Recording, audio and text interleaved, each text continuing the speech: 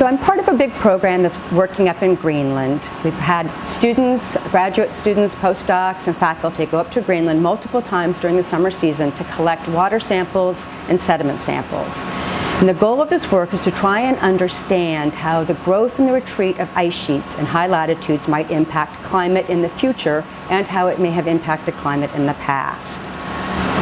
In particular, we're looking at two very different parts of the system in Greenland.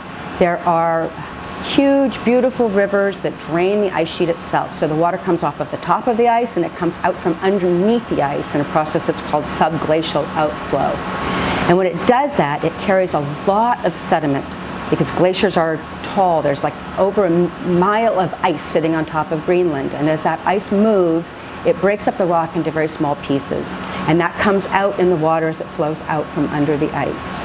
Right now, the high latitudes are experiencing much more warming than the low latitudes. For example, the entire world is warming at a rate of about 1 degree Celsius, which is 1.8 degrees Fahrenheit.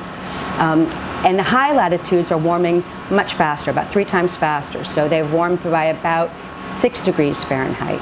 In particular, right now, one of the ideas is it has to do with the meltback of the ice. Ice is very bright and reflective, so as sunlight comes in, it tends to reflect back solar energy, which then prevents warming on the continent.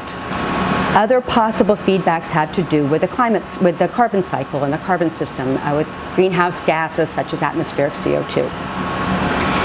As geologists, we look at systems that happen over very long time scales, and one of the major sinks for atmospheric CO2 is something that people aren't even aware of in most cases. And that is that as rocks break down physically into smaller and smaller pieces, it's possible for the water to interact with those rocks and chemically weather the rock. And this process then takes CO2 out of the atmosphere, combines it with water to make something called carbonic acid, that then actually dissolves minerals in the rock. And what we're trying to accomplish in Greenland is to collect water samples, study and understand what reactions are happening within those systems, and understand whether those are going to be processes that will help take up CO2 in the future as the ice sheet retreats, or whether there will be less weathering of these rocks in the future.